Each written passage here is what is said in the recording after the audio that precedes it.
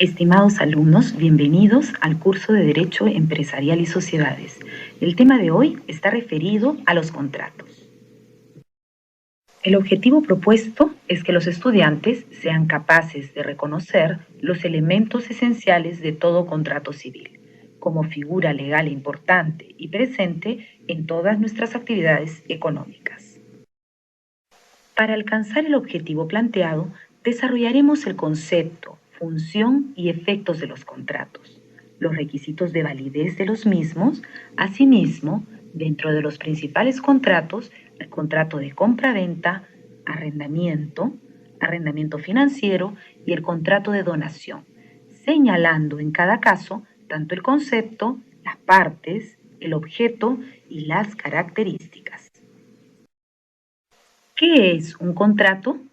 Un contrato es un acuerdo de voluntades entre dos o más partes para crear, regular, modificar o extinguir una relación jurídico-patrimonial. Esta definición, obtenida del artículo 1351 del Código Civil peruano, nos aproxima a dos elementos importantes que conviene tomar en cuenta para entender la naturaleza de todo contrato. Lo primero es que el contrato, para ser tal, basta con un acuerdo de voluntades para configurarlo. En este sentido, tal vez usted recuerde la última vez que fue a comprar una botella de agua o pan, o adquirió el auto o alquiló una casa. En todos esos casos realizó contratos de naturaleza civil. El acuerdo de voluntades en los contratos puede manifestarse de la forma que se quiera, en forma verbal o escrita. En realidad no son condicionantes para la existencia del contrato mismo. Sin embargo, la ley en ciertos contratos establece un determinado medio de manifestación de aquel acuerdo de voluntades, imponiendo una forma para poner en claro la voluntad de las partes y asegurarse que el contrato tiene plena vigencia. Tal es el caso de la donación de bienes inmuebles. Otro elemento a tener en cuenta está referido a las partes en el contrato. Incluye tanto a personas naturales como a personas jurídicas en su realización, actuando estas últimas a través de sus representantes legales. Resumiendo, todo contrato se caracteriza por contar con una pluralidad de sujetos, requerir un acuerdo de voluntades, que los sujetos tengan una causa que motive realizar el contrato y, finalmente, que las partes le den la forma que elijan al contrato como manera de exteriorizar su voluntad. Ahora bien, ya que tenemos claro el concepto y la naturaleza de los contratos, revisaremos los siguientes: el contrato de compraventa, permuta, arrendamiento financiero, comodato, mutuo y el no menos conocido contrato de locación de servicios. El contrato de compraventa. Por el contrato de compraventa, el vendedor se obliga a transferir la propiedad de un bien al comprador y éste a pagar su precio en dinero. Como observamos en la presentación, realizamos contratos de compraventa frecuentemente. Sin embargo, es importante señalar que la ley no exige que debe realizarse por escrito. Como mencionábamos anteriormente, basta la existencia de acuerdo de voluntades para configurarlo. Respecto a las obligaciones emanadas del contrato, tenemos: el bien debe ser entregado en el estado en el que se encuentre en el momento de celebrarse. El vendedor está obligado a entregar los documentos y títulos relativos a la propiedad. El contrato de arrendamiento. El contrato de arrendamiento se caracteriza porque el arrendador se obliga a ceder temporalmente al arrendatario el uso de un bien por cierta renta convenida. Dos elementos importantes para definir el contrato de arrendamiento: la cesión en uso de un bien que es temporal y el pago de una renta convenida. El contrato de arrendamiento financiero.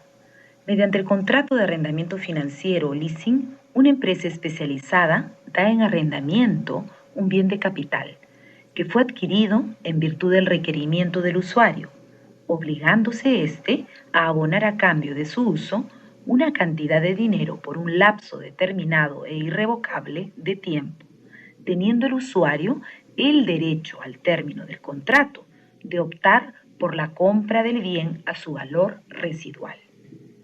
En el Perú, las empresas que se dedican a las actividades de leasing deben ser bancarias, financieras o cualquier otra empresa autorizada por la SBS. Asimismo, los bienes de capital o bienes de equipo son aquellos que tienen por finalidad participar en el desarrollo o mejora de la empresa. En virtud de este contrato, se reconocen una serie de derechos y obligaciones a las partes contratantes. Por ejemplo, la empresa que otorgue leasing está facultada para fijar las condiciones mínimas del seguro que cubre el bien arrendado. Tiene derecho de inspección sobre el bien y a recibir los pagos oportunamente. Por su parte, la empresa usuaria del bien dado en leasing tiene el derecho de señalar los bienes materia del contrato al proveedor del mismo, exigir la entrega del bien, hacer uso del bien en las condiciones convenidas y ejercer, si desea, el derecho a la opción de compra dentro de las condiciones establecidas en el contrato. El contrato de comodato o préstamo. El contrato de comodato o préstamo de bienes no consumibles, llámese maquinarias o autos, por ejemplo, se caracteriza porque el comodante se obliga a entregar al comodatario un bien no consumible para que lo use por cierto tiempo o para cierto fin y luego lo devuelva. Cabe precisar que el contrato de préstamo de bienes consumibles, tales como el dinero, se denomina mutuo. Finalmente, hablaremos del contrato de donación, en el cual el donante se obliga a transferir gratuitamente la propiedad de un bien al donatario. Existen ciertas reglas especiales que establece la ley deben recordarse en torno al contrato de donación, con el objeto de dejar muy claro el acuerdo de voluntades entre las partes. Por ejemplo, la donación de bienes muebles puede hacerse verbalmente, siempre que el valor de lo donado sea menor del 25% de una UIT. Para este año, 3.600 soles. Caso contrario, debe hacerse por escrito. No obstante, señala la ley, tratándose de la donación de bienes inmuebles, debe efectuarse obligatoriamente por escritura pública. Hasta aquí, estimados alumnos, hemos abordado los elementos esenciales de los principales contratos regulados en el Código Civil, conociendo los aspectos más importantes en torno a los mismos.